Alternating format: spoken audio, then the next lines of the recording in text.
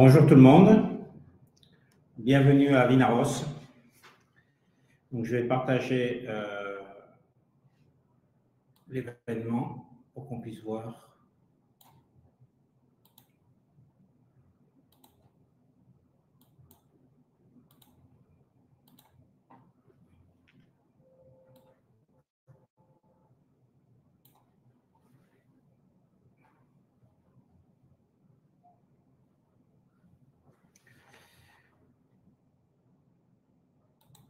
OK.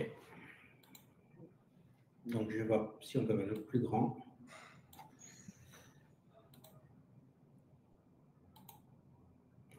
Un petit problème de connexion. Alors, il faut voir si on peut.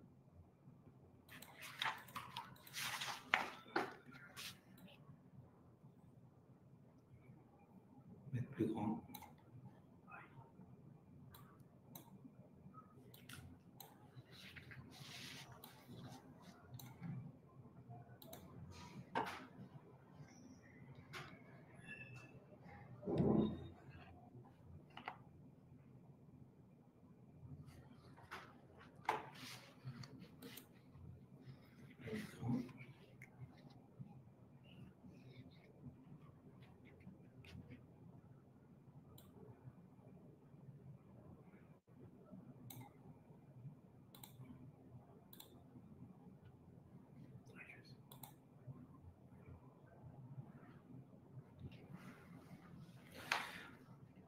Petit problème technique.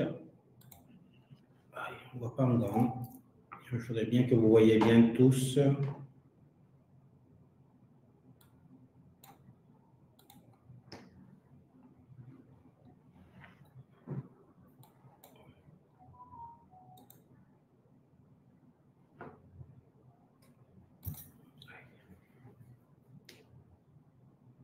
Cette image, je vois que la moitié de l'écran. C'est pas possible.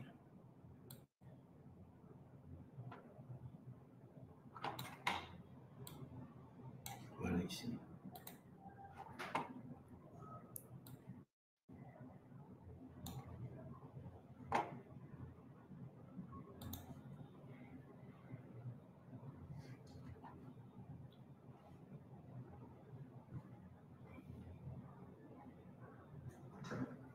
Je pense que c'est bon. Réduire, non, ici.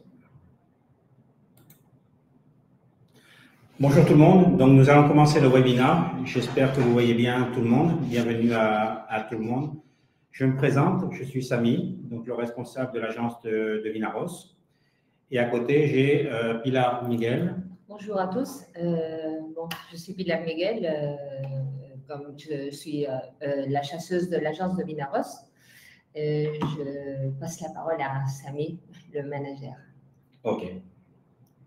Donc aujourd'hui, le webinaire va être sur la côte qui nous concerne, donc la Costa Dorada, qui est plus entre Tarragone et Barcelone, et donc la Costa de l'Azar, qui est entre la zone de Castillon jusqu'à Valence. Donc nous, on est juste à la frontière entre la Catalogne et la communauté valencienne. Donc c'est une région qui est vraiment superbe.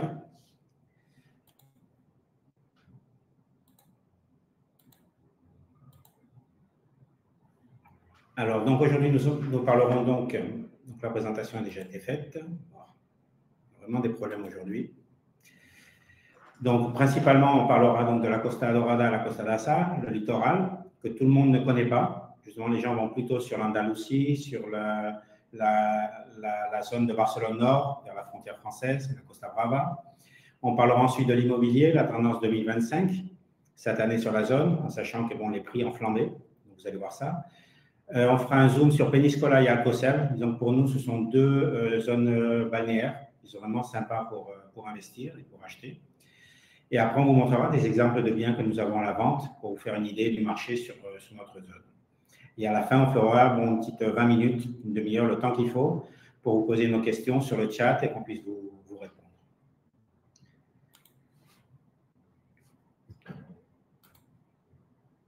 Alors, il faut savoir que j'achète en Espagne à trois rames, en fin de compte. Une est J'achète en Espagne, où nous faisons de la recherche de biens. Donc, c'est un travail de chasseur que nous avons. Nous recherchons des biens qui vont vous correspondre. Donc notre but, c'est vraiment de défendre l'acheteur. Donc, on ne travaille pas comme une agence pour vendre. En fin de compte, on va vendre un bien, on va chercher vraiment la pépite. On va travailler avec des biens qui sont dans d'autres agences, des biens que nous avons. On va travailler sur des off-market, des biens qui ne sont pas publiés. Il y a beaucoup de propriétaires qui ne veulent pas publier les biens. Donc, on a accès à ces produits-là. Donc, c'est vraiment des petits produits que vous n'allez pas trouver sur Internet ni quoi que ce soit. L'avantage sur J'achète en Espagne, c'est que vous avez une personne qui vous prend dès le départ. Donc, c'est par exemple Pilar sur Vinaros, et qui va vous accompagner tout le long de votre recherche. Vous allez avoir des meetings toutes les semaines pour faire des points. Et ensuite, ça continue jusqu'à chez le notaire. Donc, c'est la personne qui va vous suivre jusqu'à chez le notaire et le post-venta. Donc, après, vous êtes toujours en enlacé avec notre département juridique s'il y a quoi que ce soit, parce que nous faisons toutes les vérifications. La deuxième rame que nous avons, c'est FinSpain.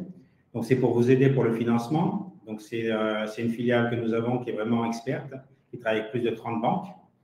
Donc, des banques européennes, donc c'est des banques espagnoles, des banques françaises, des banques qui font les liens entre les deux.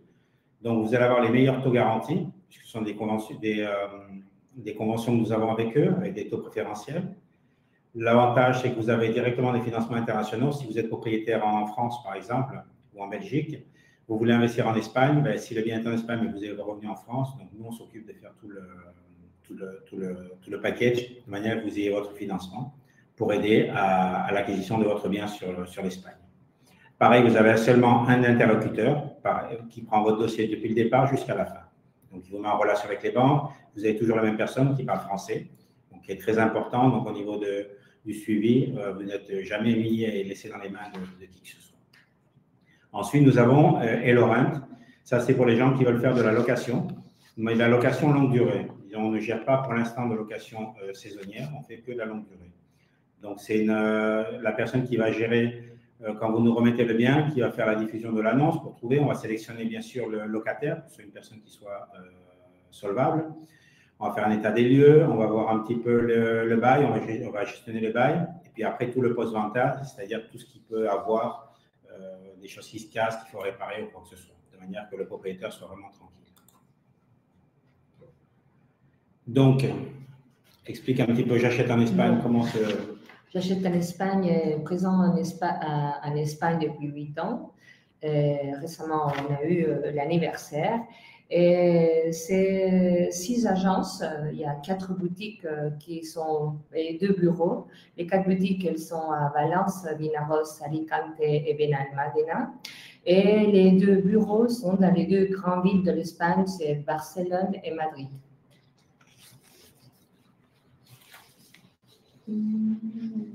Donc là, on va vous montrer des témoins de gens qui ont acheté avec nous, qui nous ont donné, donc, qui nous ont mis des reseñas, comme on dit en Espagne, c'est des avis positifs.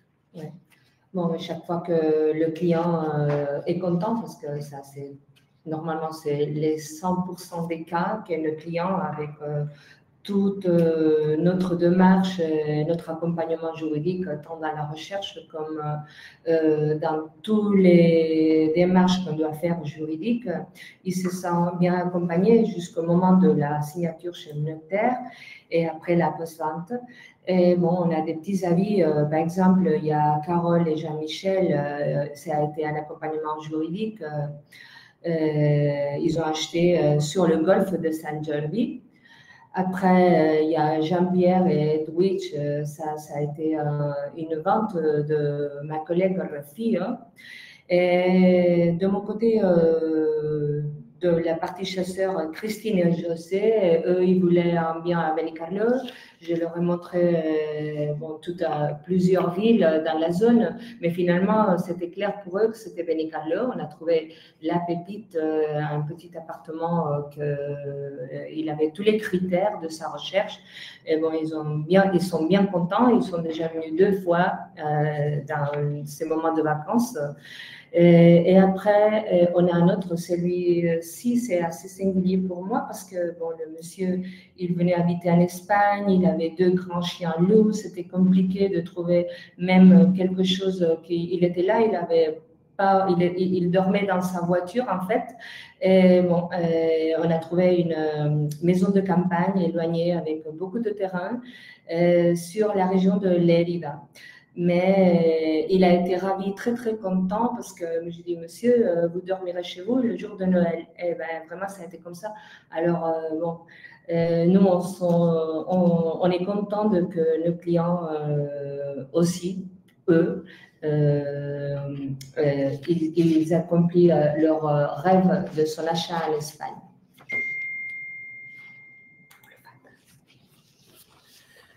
Donc maintenant, nous allons voir le littoral, ce que je vous disais au départ, qui nous concerne. Donc c'est un endroit qui est vraiment pas trop connu pour les gens. Disons que c'est pas du Alicante, c'est pas la Costa Brava. Donc pour vous diriger un petit peu, donc vous avez au nord donc la Costa Brava que vous connaissez, tout le monde. Ensuite, nous avons pour la zone de Barcelone jusqu'à Tarragone, jusqu'à San Carlos de la Ràpita, qui est vraiment la limite de la Catalogne, c'est la Costa Dorada. À partir de San Carlos de la Ràpita à Vinaros, on est à 5 km de la frontière physique entre la Catalogne et la communauté valencienne. Vous avez la Costa d'Azar qui commence depuis Vinaros et qui va jusqu'à plus bas que Valence. Donc, il faut savoir que c'est des accès qui sont très faciles, en fin de compte, puisque vous avez des aéroports, vous avez Reus, l'aéroport de Castillon qui a été ouvert, mais qui n'a pas pour l'instant de vol sur la France, mais qui aura Paris dans les 6 mois à venir, mais qui communique sur l'Angleterre, qui communique sur la Belgique, etc. Et après, vous avez bien sûr à 1h30, 1h15 en voiture, vous avez l'aéroport de Valence et de Barcelone. Donc là, vous avez des vols internationaux sur toute la France, donc là, aucun problème. Après, au niveau des accès, c'est très facile, vous avez l'autoroute A7, donc c'est la A9 pour la France et qui passe à la A7 à partir de la frontière. Et là, vous avez tout l'arc méditerranéen qui est couvert par cette autoroute. Il faut savoir que depuis 2-3 ans, les autoroutes sont gratuites en Espagne.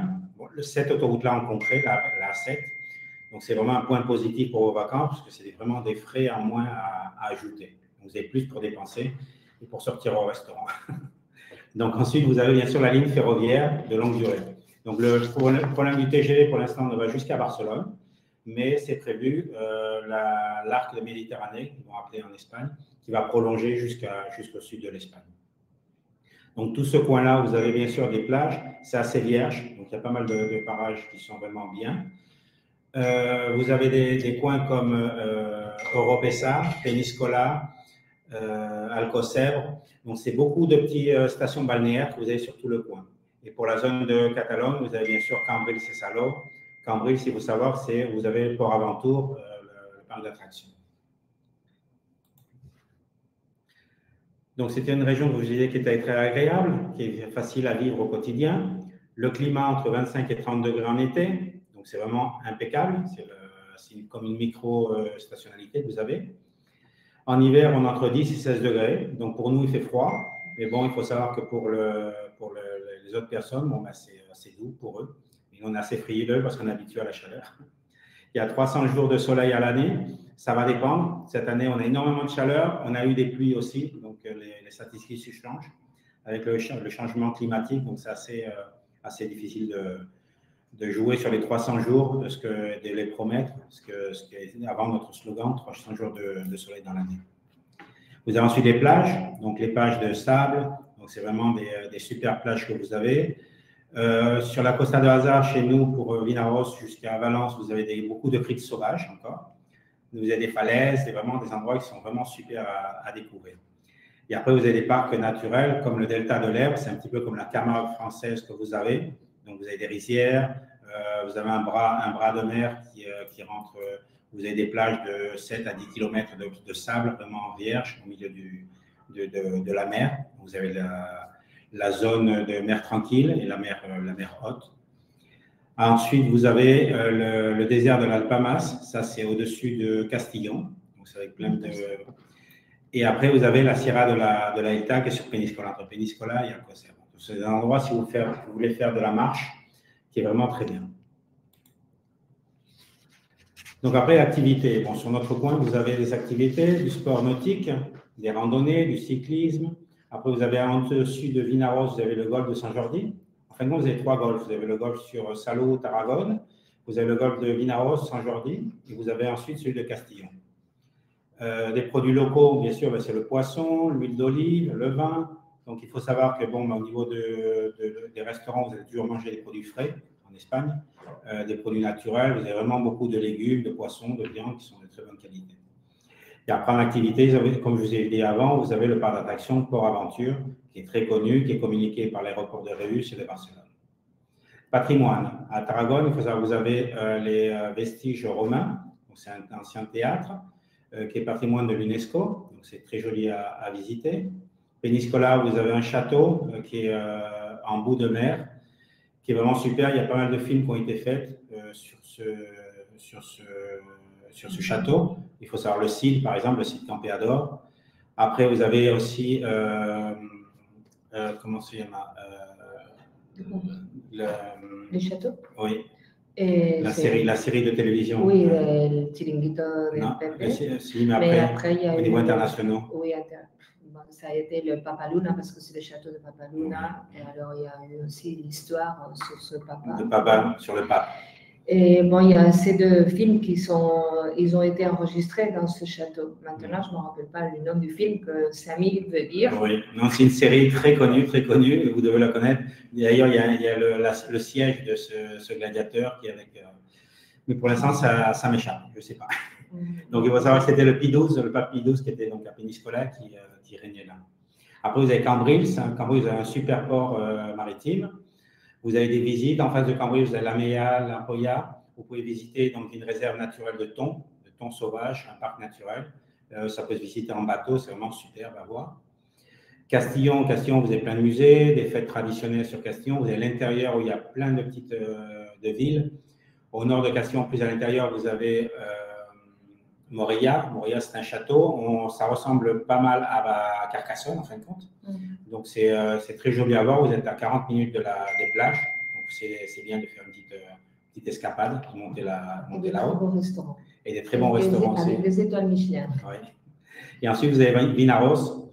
Vinaros, vous avez le carnaval au mois de février, qui est très connu, avec énormément de personnes.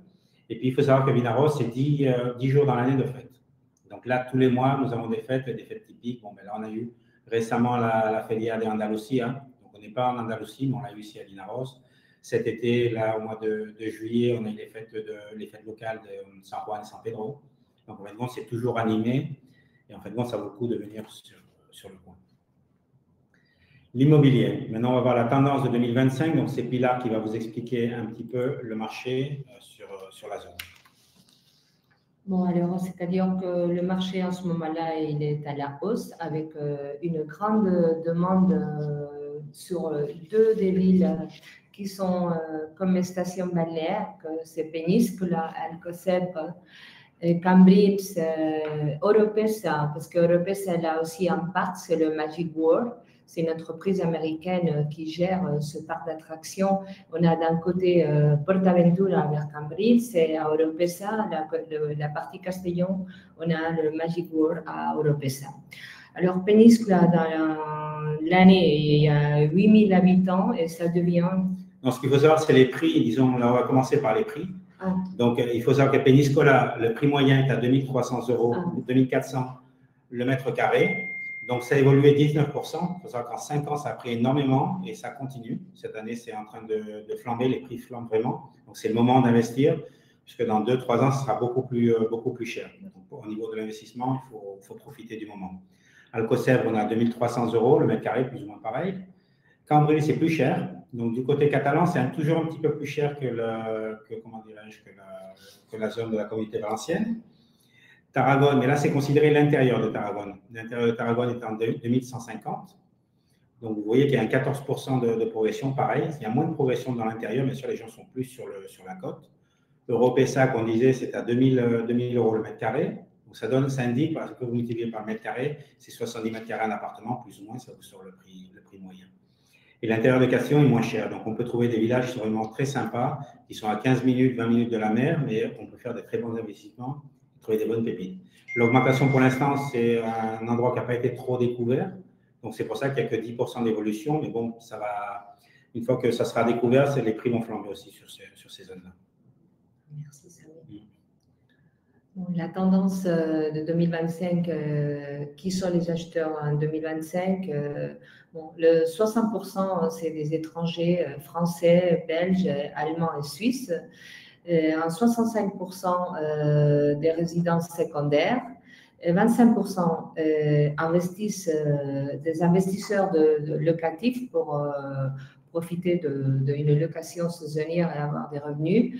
Et entre les 45 et 70 ans, recherchant soleil et stabilité pour leur retraite.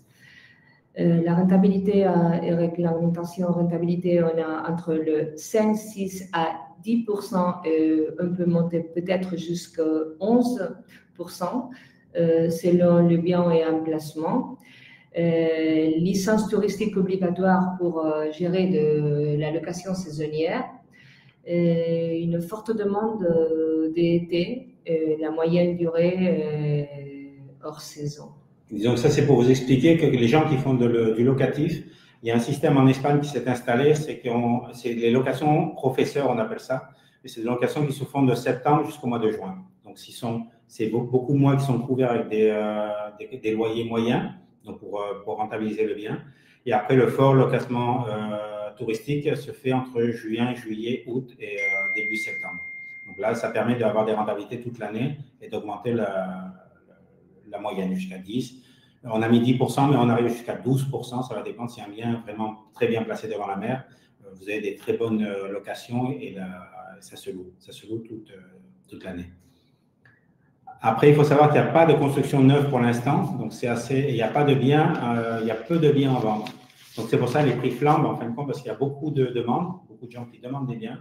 Mais comme il n'y a pas d'offres, donc les prix augmentent. C'est la loi de l'offre et de la demande.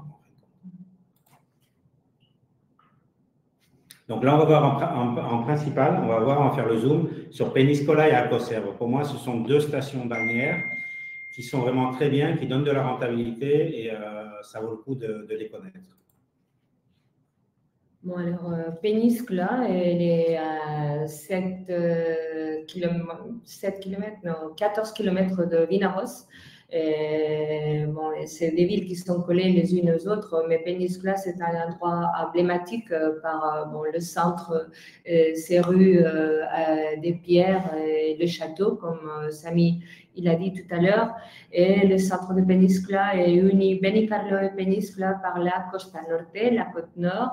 Et c'est une ville très précieuse pour tant les étrangers comme les Espagnols, surtout du centre de l'Espagne. Madrid, Zaragoza, Bilbao et aussi Barcelone, parce que les prix sur la région catalane elles sont plus hauts, alors ils viennent sur ce côté de la côte pour chercher la deuxième résidence. C'est un village, parce qu'en fait, c'est un village que l'année, il y a 8000 habitants, comme je disais tout à l'heure. Et les mois d'été, juin, juillet, août, jusqu'à mi-septembre, ça peut devenir jusqu'à 5000 habitants. On est à 1h30 de Valence. C'est un tourisme très, très familial. Et comme on disait tout à l'heure aussi, il y a une forte rentabilité saisonnière jusqu'à plus de 10%. C'est-à-dire avoir un appartement à Peñíscola, c'est en espagnol on dirait una apuesta segura. C'est-à-dire que c'est sûr qu'on va avoir des bons revenus et une bonne rentabilité. C'est un pari gagnant. Voilà. Et c'est aussi idéal pour la location longue durée parce que sur la zone, comme Samy disait, il y a surtout les propriétaires en Espagne, ils louent pour la saison des profs de septembre à juin et après ils profitent pour faire la saison, la location saisonnière les mois d'été. Alors, il n'y a pas beaucoup de locations de longue durée. Alors, c'est aussi de ce côté-là, les prix ont augmenté aussi. Ça fait même 3 ans, même pas 2 ans et demi. Sur Peñíscola, on pouvait trouver un appartement de longue durée sur les 400, 300 euros. Et maintenant, c'est plus de 700, 800 et 900 euros. Une location de longue durée. Donc, pour Peñíscola, on revient à Peñíscola, j'ai trouvé le nom de la série. Donc, c'est Jeux de Trône. Ah ouais, c'est vrai. Jeux de Trône. D'accord. Donc, Péniscola, après, il faut parler sur les licences touristiques. Je coupe Oui. Pilar. Il faut savoir que les licences touristiques sont très difficiles à avoir en Espagne. C'est obligatoire maintenant. Il y a en plus des licences touristiques qui étaient délivrées par les départements. Maintenant, c'est un registre national. Donc, tout pour s'annoncer sur Airbnb ou toutes ces plateformes, il va falloir que vous ayez ce numéro touristique. Donc, pour la zone de la Catalogne, c'est très difficile, puisque il y a beaucoup d'endroits où ça a été arrêté. Sur Salou, vous n'aurez plus de licence touristique. Sur la zone de Alcanar, notre zone de Alcanar, San Carlos, vous n'aurez plus de licence touristique. Sur Barcelone, il ne faut pas y penser non plus. Donc, pour l'instant, on a encore la zone de la communauté valencienne qui est assez ouverte à ça. Après, il faut savoir que Valence, ça va être très difficile aussi, donc il faut trouver des petits villages. C'est pour ça que Péniscola, par exemple, Alcocebre, ce sont des petits endroits où vous allez avoir des licences touristiques sans problème, pour l'instant. Et maintenant, on va reparler de Alcocebre. Bon, alors, Alcocebre, je vous passe la transparence. Okay, merci. Alcocebre, c'est une ville qui est presque collée à Péniscola. En fait, sur les criques, on pourrait même, si on est un bon nageur, on pourrait y arriver. Mais, oh, bah oui, mais bon, c'est plus agreste. Il y a un paysage plus de contraste qui nous ressemble un petit peu à la Costa Brava. On a la montagne, la verdure, des forêts et des criques, des petites plages et des criques sur la mer. Alors là aussi, un petit port, c'est une ville très très sympa, avec des bons restaurants aussi. C'est un village que chaque fois plus, il y a qu'on habite toute l'année. Le nombre d'habitants, c'est entre les 5 000 et les 8 000. Bon, l'hiver, 5 000. L'été, on peut arriver des fois jusqu'à 10 000 habitants. On est aussi à 1h30 de Valence parce qu'on est collé à Péniscola.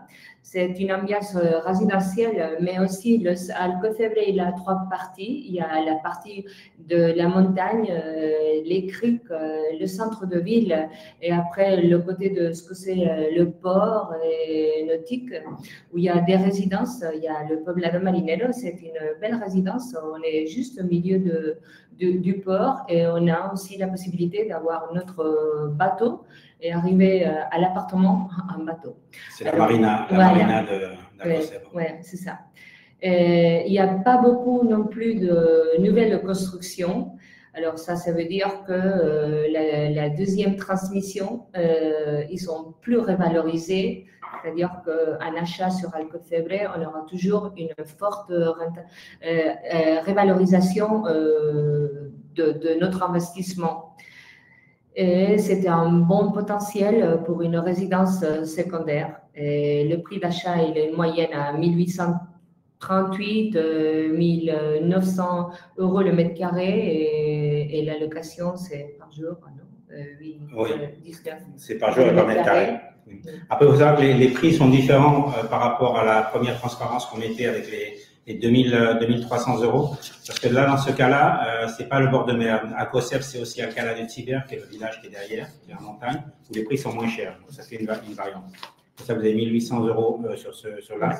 C'est tout le territoire d'Alcocebre. Mais après, le bord de mer est à 2300, comme c'était annoncé avant.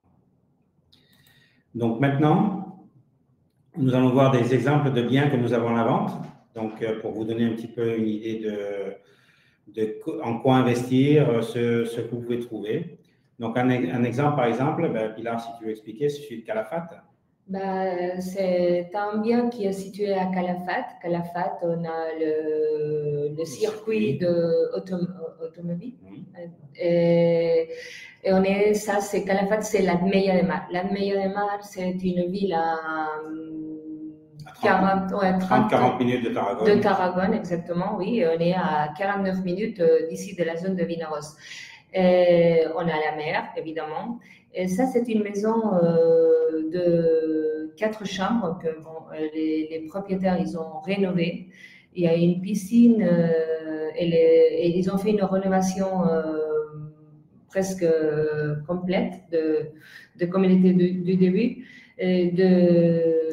de l'intérieur de la maison, c'est-à-dire on a un solarium et on voit la mer, c'est-à-dire la mer, on l'a à 105 mètres.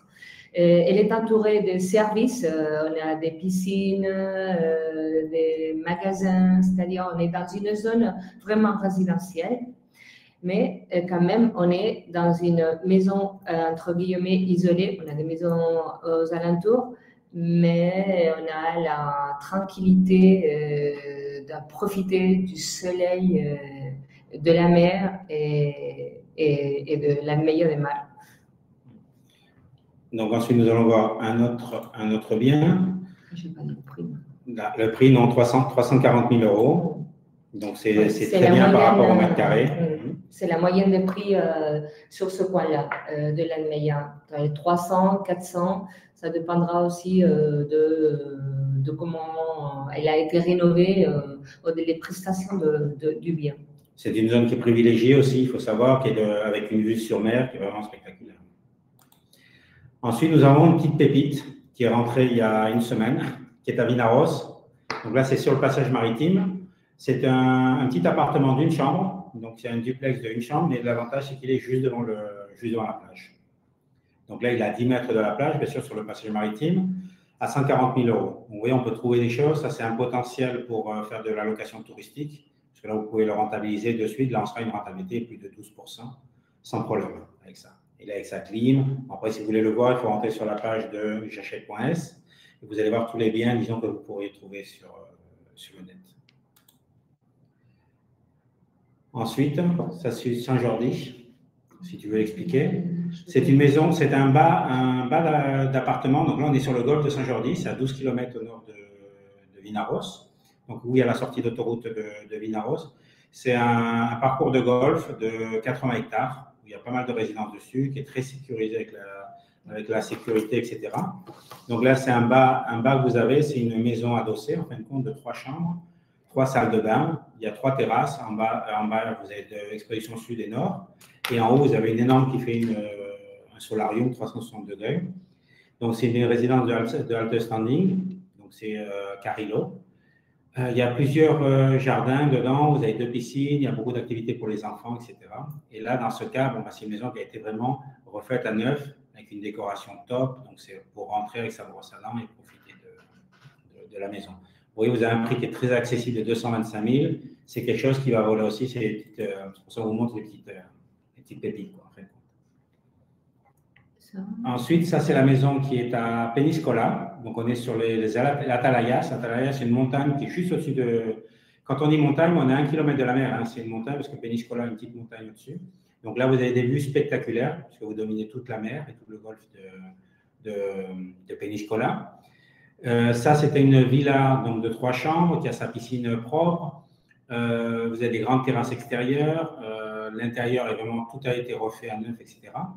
Et donc, vous êtes sur des prix de 330 000 €. Donc, ça, c'est une moyenne. En Peñíscola, il faut compter dans les entre 300 et 400 000 € pour avoir une maison avec piscine. D'accord? Donc là, on est dans une bonne fourchette de prix. L'avantage, c'est son endroit, sa communication. On retourne sur le golfe de Saint-Jordi. Et donc là, c'est une résidence que j'aime beaucoup, qui s'appelle Golfmar. En fin de compte, c'est un resort de vacances. Vous avez 370 appartements qui font un rectangle et dedans, vous avez une piscine type Caraïbes. Et là, c'est vraiment un dépaysement. Vous avez 3 piscines, 3 terrains de tennis. Vous avez 4 pistes de padel, du football. L'avantage du yacht, vous avez des activités pour les enfants. Vous avez l'aquagym, des compétitions. On se croirait vraiment dans un hôtel. Donc ça, c'est une résidence qui est pour moi très sécurité. Vous avez comme c'est dans le golfe, on disait, donc vous avez des patrouilles de sécurité, les enfants ne peuvent pas s'échapper.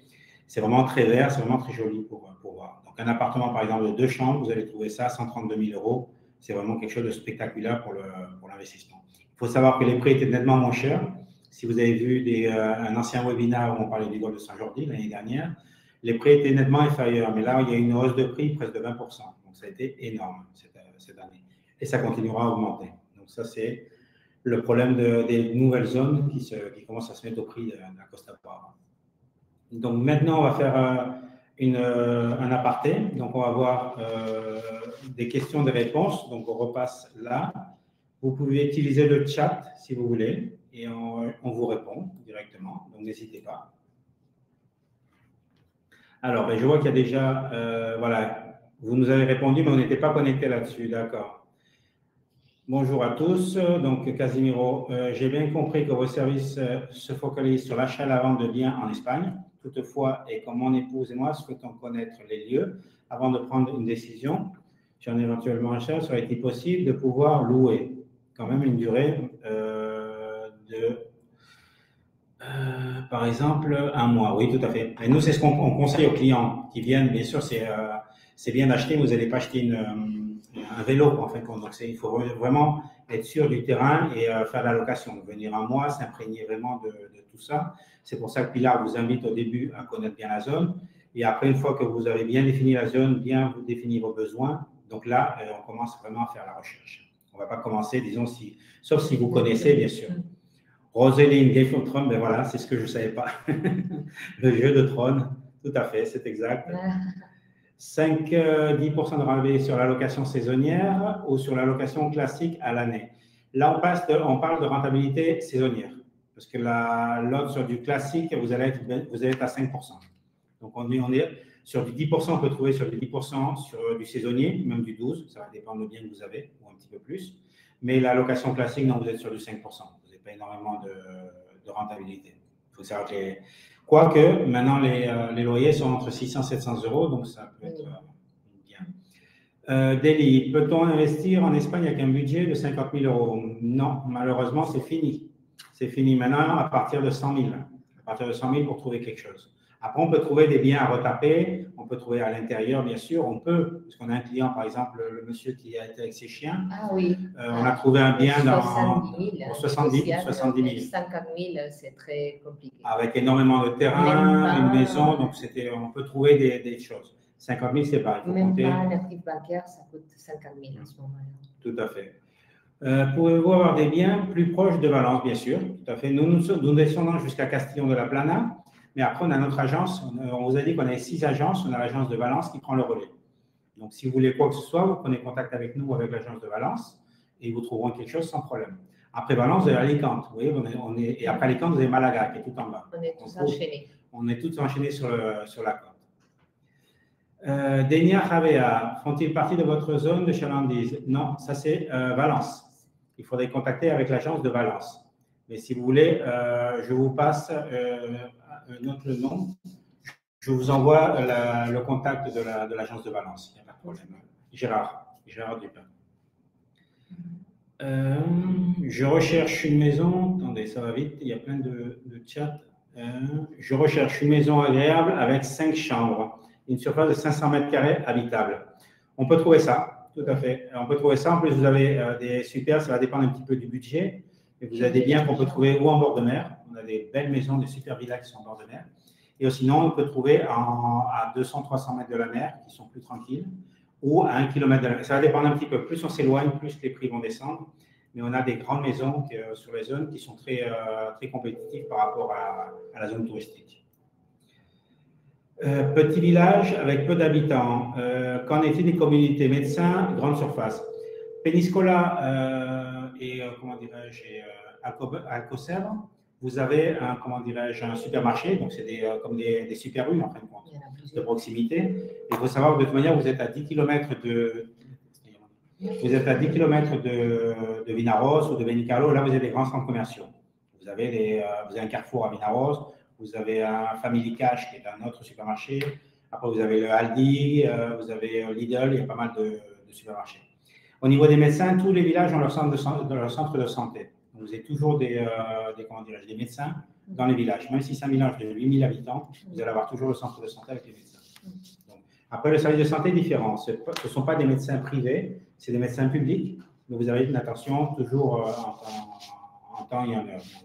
Vous allez toujours avoir l'attention d'urgence. Hôpitaux, vous avez l'hôpital sur Vinaroz.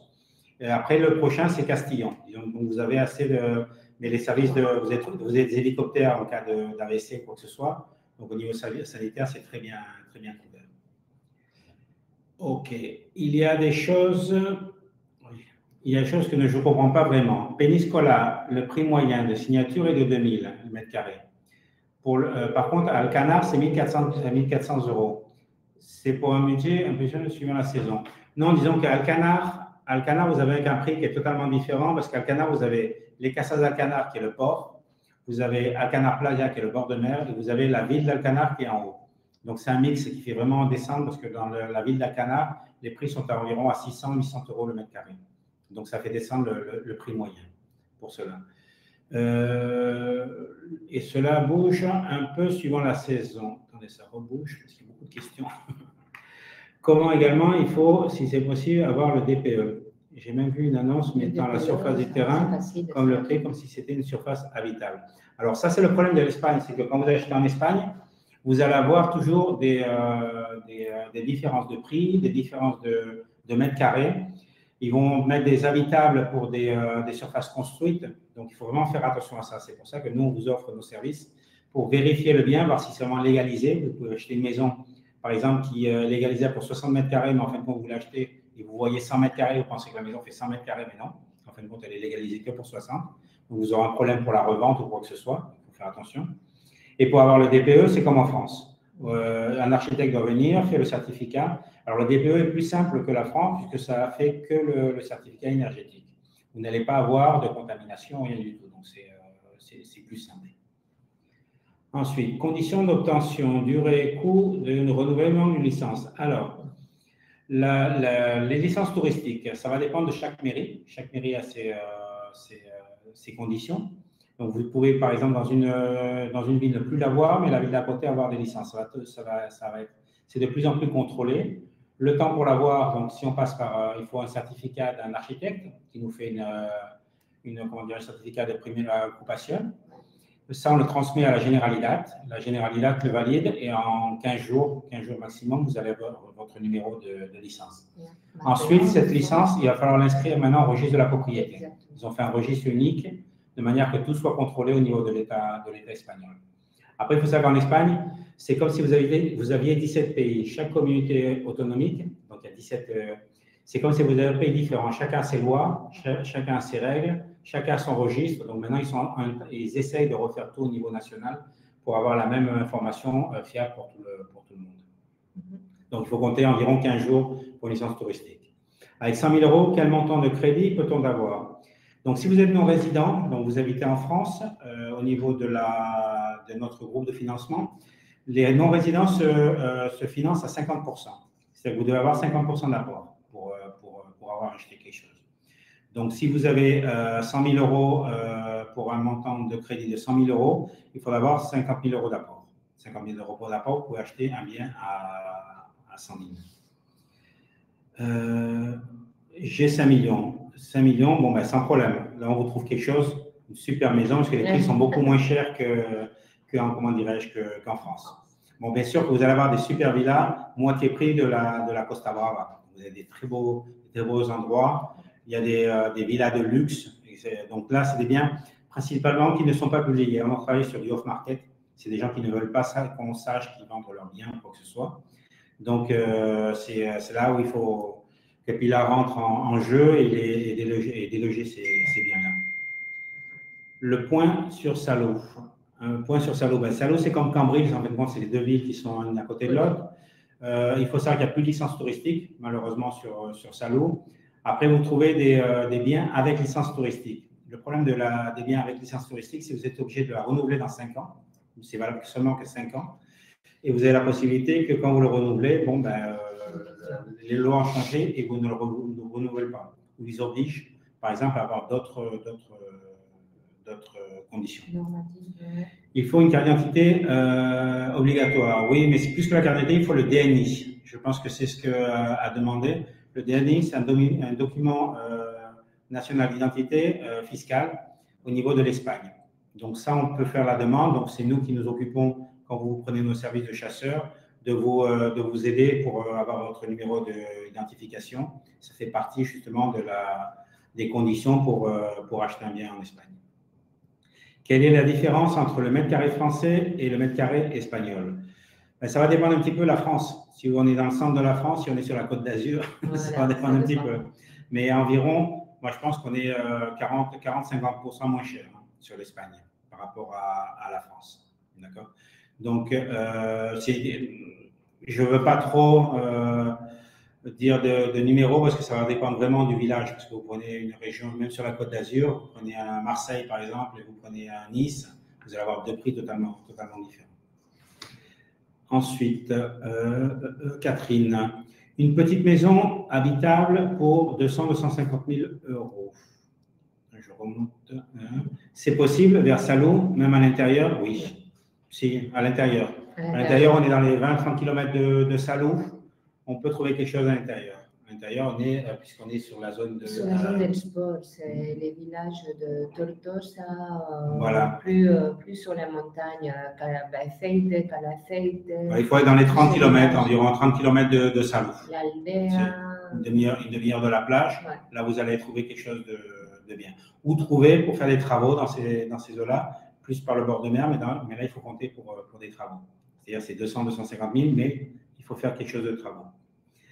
Quel est le pourcentage de vos honoraires? Alors, nous disons qu'on travaille seulement à Exito, donc quand on finit comment dirais-je, la vente, donc c'est chez le notaire que vous payez nos honoraires. On a des frais de lancement pour savoir si le client vraiment va travailler avec nous. Donc, on a des frais de lancement de 690 € TTC. Et à partir de là, on commence les recherches. Et après, c'est 5% sur le prix de vente qu'on encaisse seulement quand on vous a trouvé le bien. Donc, il couvre tous les services qui sont développés dans J'achète en Espagne. Ensuite, ça, je reviens. Au niveau des nouvelles constructions, l'Espagne respecte les règles européennes de construction depuis seulement 2007. Est-ce que les prix des appartements mètres carrés sont différents si la construction est avant ou après? Oui, tout à fait. Parce que vous avez les nouvelles normes de qualité, etc. Donc, en plus, il faut savoir que le matériel, depuis 2 ans, a pris de la valeur. Donc, les appartements sont beaucoup plus chers au mètre carré, en ayant la même qualité. Mais ici, les obligations, il y a beaucoup plus de systèmes de sécurité. Les systèmes de plomberie, etc. sont totalement différents. Et bien sûr, sur le prix du mètre carré, vous allez le ressentir. Environ 20%. 20% sur les différences au prix du mètre carré entre le 2007 et le prix de maintenant. Je suis très intéressé car j'ai déjà des bureaux à Barcelone. Ben, génial, on va prendre contact avec vous. De toute manière, Philippe. Philippe, si tu veux, Philippe M. Ma recherche, une acquisition pour une location de longue durée, donc investissement après Valence, maxi 100 000. Je suis déjà résident à Torrevieja et je loue une autre maison à Torrevieja, même à une Espagnole travaillant en ville. Ben, on peut. C'est un investissement qui est très faisable, en sachant que nous avons le département de la Lorraine qui va vous chercher la personne sur la longue durée, donc il va faire le tri de la personne, qui va vous prendre une assurance pour vous garantir les locations et qui fera tout le service après-vente. Aucun problème. Pour moi, le DNI, le CNI, chez nous, ah d'accord, donc vous c'est CNI, moi je pensais la carte nationale d'identité, le DNI, alors attendez, vous ne voulez pas dire plutôt nier, voilà c'est ça. Le nier c'est le numéro d'étranger, le numéro international d'identification d'étranger. Donc les NIE c'est celui qui est obligatoire. Le DNI c'est vrai que c'est la carte d'identité espagnole. Donc, je ne sais pas ce que je vous ai dit. Non, mais... J'ai peut-être dit le DNI. Non, oui, parce que oui. Non, j'ai lu et je me suis peut-être trompé. Vous avez raison. Le numéro fiscal. Une chose, c'est le numéro fiscal. Voilà. Le NIE, c'est pour les non-résidents qui ont la carte d'identité française. Mais c'est nécessaire d'obtenir ce document NIE, numéro d'identification étranger, pour pouvoir signer en Espagne, faire un achat en Espagne. Et c'est ce document que nous, on vous aide ou ici en Espagne ou dans votre consulat de votre zone, de payer les taxes et pouvoir l'obtenir. Ensuite, Christine, je suis française et vis à Fréjus, très bon coin, la Côte d'Azur, avec également nationalité espagnole, le passeport et carte d'identité. Ok. Est-ce que je rentre dans les règles avec licence touristique? Disons que les licences touristiques ne vont pas faire de différence entre étrangers et espagnols. C'est seulement pour la location touristique. Ils vont seulement voir le bien, la ville, et voir s'il n'y a pas une agglomération de gens, s'il y a des restrictions, quoi que ce soit. Ils ne vont pas voir sur la nationalité du propriétaire, heureusement. Parce que sinon, arrêter les investissements étrangers. Donc, ça marche autant pour les Espagnols que sur des Français. Licence touristique. Quelles sont les démarches pour habiter à l'année? Habiter l'année, bon, ben, il faut habiter plus de 6 mois en Espagne pour être résident espagnol, d'accord? Donc, vous allez commencer à payer vos impôts en Espagne. Il faut seulement s'empatronner, donc aller à la mairie pour faire certifier que vous habitez là. Et après, c'est un gestoire qui va vous faire le nier. Donc, le nier va faire, à part de faire un nier blanc, c'est une feuille blanche qu'on appelle, qui est d'étranger, vous allez avoir une feuille verte qui est pour les niers de résidence. Donc là, vous êtes un résident espagnol, vous payez vos impôts en Espagne, donc au niveau fiscal, vous n'avez plus rien à voir avec la France. Je suis à la retraite et je souhaite vivre à l'année. Aucun problème. Donc là, la règle de calcul, c'est toujours la même, c'est 6 mois, donc 185 jours et 1 jour. Donc, si vous vivez 185 jours plus 1 en Espagne, vous êtes résident espagnol, vous payez vos impôts en Espagne. Si vous êtes résident français, vous allez payer vos impôts en France. Donc, c'est vous qui allez voir un petit peu ce qui vous intéresse. Si vous êtes à l'année, bon, là, automatiquement, vous passez à être résidente espagnole et vous avez tout le système sanitaire espagnol, vous avez le système fiscal espagnol, vous passez à être espagnol. Je cherche une maison, chambre, budget, 300, 350 000. Quels sont les frais? Il faudrait calculer 5%. 5% là-dessus. Donc, les frais, c'est les 10% qu'il faudra payer après. Non, voilà, oui, tout à fait. Je recherche parce que ça a encore bougé. 364 000, ça deviendra des frais. Donc, s'il faut savoir, je vais répondre. Attends, je vais le médecin. Je suis reparti sur là, comme ça rentre. Alors, les frais, il faut savoir qu'en Espagne, quand vous achetez quelque chose, vous avez 10% de ITP, c'est les impôts. 10%, donc en plus du prix, sur 300 000 par exemple, vous avez 30 000 euros d'impôts. Et les frais de notaire, c'est 2%. Donc, comptez 12%. Quand vous achetez quelque chose, c'est 12% de frais. C'est pour ça qu'on dit du hors-taxe et du TTC. En TTC, tout frais compris, vous allez avoir 12% de plus qui sont frais de notaire et impôts et ITP. Je cherche un appartement à Alicante. Quel est le prix moyen pour un appartement? Ça, je ne vais pas pouvoir vous répondre. Ça, c'est mon collègue d'Alicante. Il faudrait voir avec l'agence d'Alicante. Donc, il faut rentrer sur j'achèteenespagne.com, sur l'agence d'Alicante. Et Julien Duval, qui est mon collègue, le directeur de l'agence, vous répondra. Parce que je ne veux pas vous dire le prix, je ne le connais pas du tout. Chacun spécialise de sa zone. Donc, moi, je ne sais pas Alicante, mais Alicante ne saura pas nos prix non plus. Et si on vous le dit, c'est vraiment se mettre dans un bassin, parce que ça va dépendre un petit peu des villes. Pour les citoyens étrangers hors Union européenne, c'est pareil. Le NIE est exactement le même pour les résidents européens non européens. Vous avez les mêmes normes, c'est plus de 185 jours, les mêmes conditions au niveau de la résidence. Si nous trouvons un bien, peut-on espérer d'un coup de main pour nous aider à trouver des bonnes adresses? Au niveau des artisans, maçons, bien sûr, tout à fait. Nous sommes là toujours pour vous aider. En plus, on ne vous a pas parlé, nous avons aussi un service d'accompagnement juridique. C'est-à-dire que vous avez un bien, mais vous n'avez pas confiance à l'agence où vous l'avez acheté, vous n'avez pas confiance par rapport. Nous, on fait toute la vérification des biens. On va vous faire notre avocat va faire toutes les démarches. On va vous accompagner chez les gesteurs de manière que vous êtes vraiment sûr 100% sur le bien que vous achetez. Et après, bien sûr, si vous voulez, on est toujours, la porte est ouverte pour vous donner des bonnes adresses de maçons, d'artisans, électriciens. Ce qu'il faut savoir, c'est comme tout, vous avez des bons et des mauvais. Donc, nous, on connaît les mauvais, on connaît les bons aussi. Il y a des taxes supplémentaires. Oui, les taxes, justement, c'est les 10% de ITP, impôt de transmission de patrimoine, d'accord, qui se payent. Donc, quand vous achetez un prix, toujours, il faut compter 10% et 2% pour le notaire.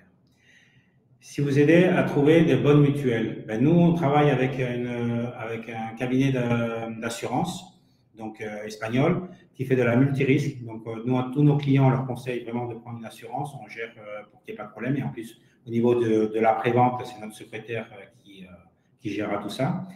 Et mutuelles aussi, on a des très bonnes mutuelles qui sont pour les étrangers.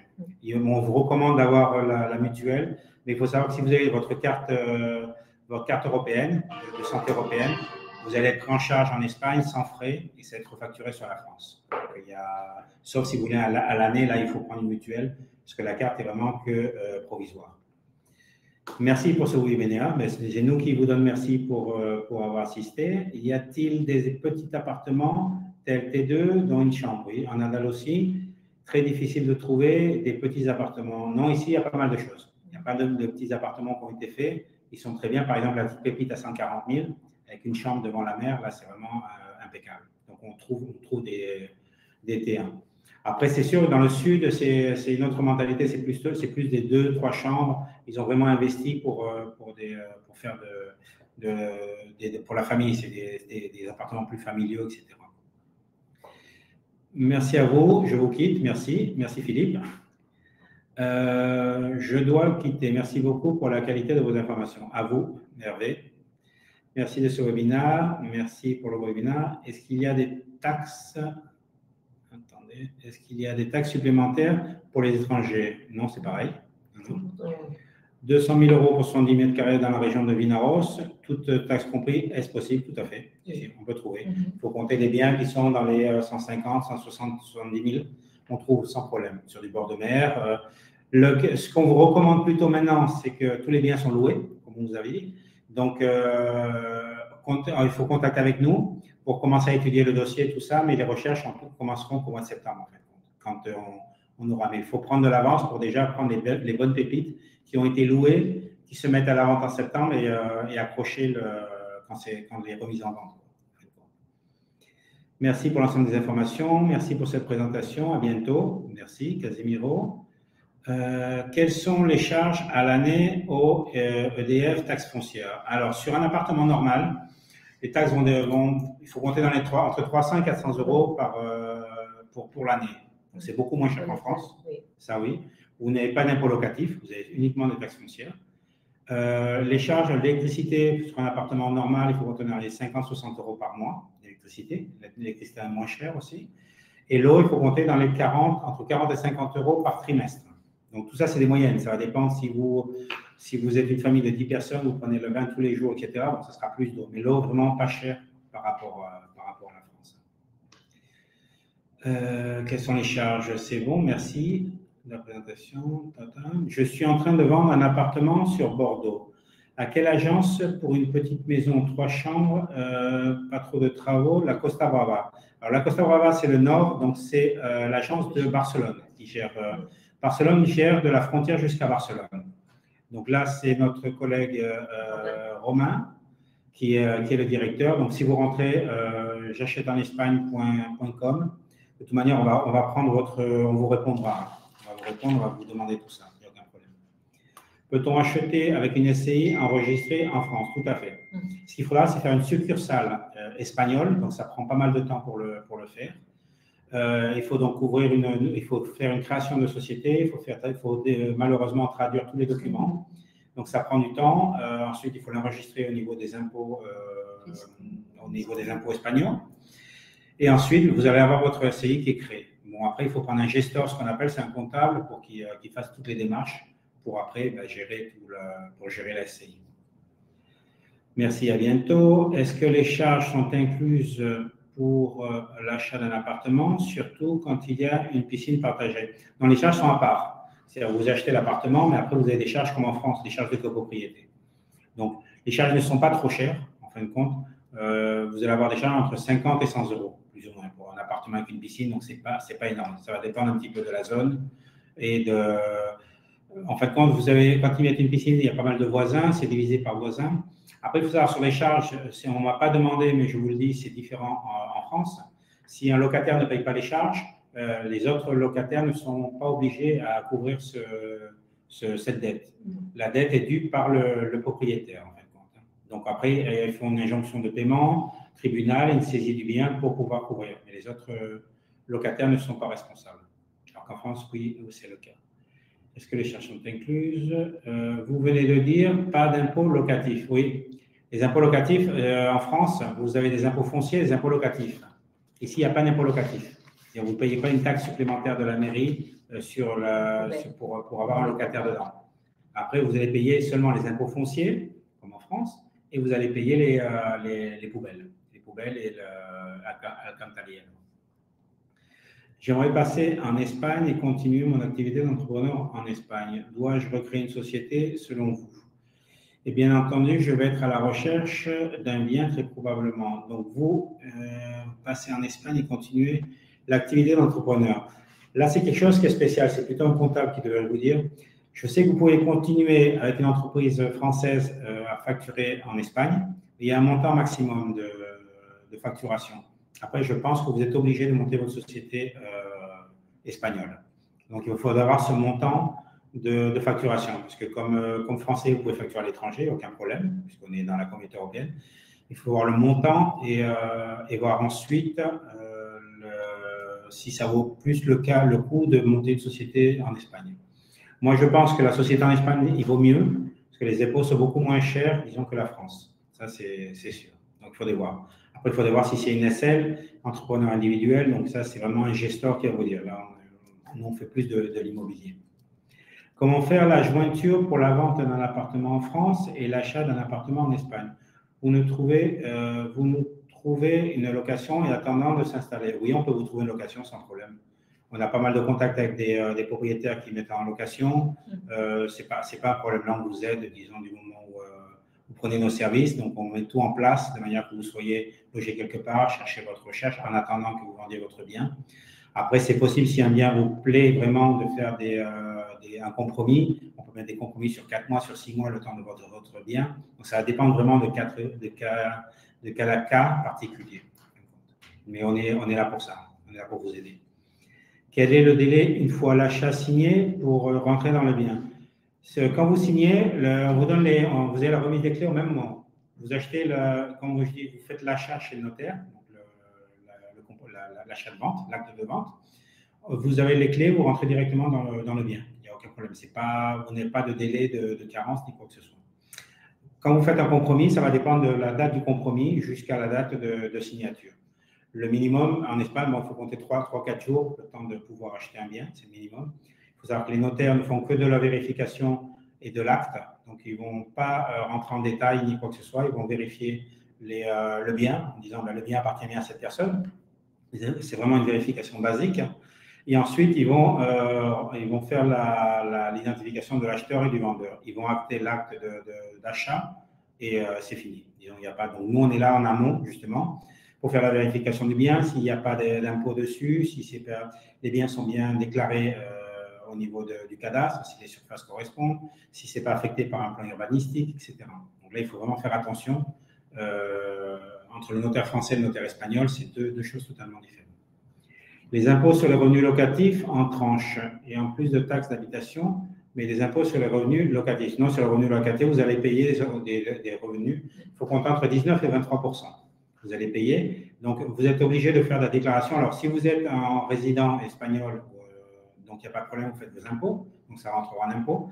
Et sinon, vous êtes obligé de faire un impôt non résident, un modèle 210, où là, vous déclarez vos ressources au niveau des locations. Vous allez devoir payer entre 19 et 23. Ça va dépendre un petit peu des tranches. Merci pour votre réponse. Y a-t-il des associations d'expats en France? Oui, pas mal. Vous avez une association d'expats en général. Et ensuite, vous avez dans chaque village, normalement, vous avez toujours des bons groupes de WhatsApp avec des groupes de Facebook, etc., avec pas mal de personnes qui vous aident, qui vont vous donner des conseils ou quoi que ce soit. Et sinon, on est là aussi pour vous aider. Imaginons que Pilar nous trouve le bien et de nos rêves. Notre maison est réservée et nous aurons des fonds seulement d'ici 3 mois et demi. Comment faire du coup? Thomas m'en avait parlé de pouvoir louer le bien en attendant l'achat. Validez-vous. On peut louer, ça va dépendre du propriétaire en fait. Bon, c'est le propriétaire, on peut vous dire, vous rentrez dans le bien, vous louez, il n'y a pas de problème, mais ça sera seulement si le propriétaire accepte. Donc là, on ne peut pas vous garantir non plus, ce n'est pas une règle générale. Nous, on a eu des cas sur Vinaroche, justement, ce n'était pas 3 mois, mais c'était 1 mois. Il n'y a eu aucun problème. On a le compromis qui est signé, les arts sont versés, donc en principe, il n'y a rien qui peut capoter. Ça laisse le temps de vous avoir les fonds de votre vente ou quoi que ce soit. Donc, aucun problème pour ça. OK, donc on est arrivé à la fin du webinaire, voir s'il y a d'autres questions. Je ne sais pas. Et sinon, quelle heure il est 14h07, donc c'est bon, il y a quelqu'un qui écrit. Il y a Stéphane, on va attendre Stéphane qui est en train de nous écrire.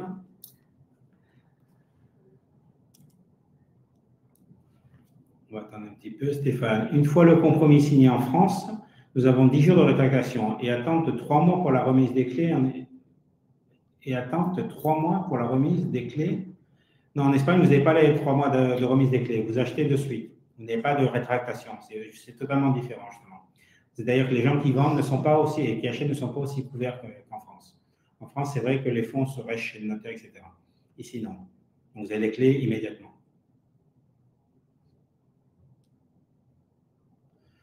Une fois le compromis signé, non, ça on l'a vu. Rosine, merci pour ce webinaire, c'est instructif. À demain Pilar, oui. ben, c'est bon. OK. Ah ben oui, c'est ta cliente, oui, voilà, tout à fait. Cliente. Voilà, oui, c'est parce bon. que aujourd'hui j'ai visité un bien et je voulais lui transmettre un peu, je vais enregistrer une vidéo, je vais lui passer cet après-midi. Bon, ah ok, c'est pour ça qu'on a avancé, elle ne pouvait pas jeudi. Il n'y a aucun problème. Je suis en contact avec l'agent d'Alicante, ben, c'est génial parce que vous allez avoir des renseignements de première main sur la zone. Ben, j'ai hâte, merci. Merci à tout le monde. D'accord. On va attendre Nicolas. Merci. Merci. À bientôt. Lors de l'achat du bien. À qui doit-on? Ça, très bonne question. Les fonds, disons, nous on travaille à la française. On fait un appel de fonds et on fait verser les fonds chez le notaire directement, de manière que vous ayez toujours la sécurité des fonds. Vous avez une traçabilité depuis la France pour les impôts, donc ça va directement chez un notaire qui va vous faire un appel de fonds. Donc là, vous ne faites pas de chèque, il n'y a pas de, c'est directement chez le notaire et le notaire fait le paiement après au vendeur. Je souhaite vous contacter. Merci. OK. Bon, ben c'est bon. Nous, 14h, ben, c'est l'heure de déjeuner pour nous. J'espère que vous avez tous mangé déjà. Bon, il me manque plus que d'arriver avant ma maison, bien sûr. Ici, le marché immobilier est en période, c'est tout à fait. Il y a vraiment un frein en France. Il y avait l'année dernière, j'entendais que ça se vendait, tout se vendait, tout ça, c'était vraiment très bien. Mais maintenant, c'est vrai qu'il y a eu vraiment un frein sur le marché immobilier. Bon, alors, bon appétit. Merci à tous pour ce webinaire et être présents avec nous. Et bon appétit. Si vous n'avez pas déjeuné, on va le faire maintenant. OK, nous restons à votre disposition sur Vinaros ou les autres agences du groupe Hachette en Espagne. D'accord? D'accord, merci. Allez, bonne journée. Au revoir. Au revoir. À bientôt. À bientôt.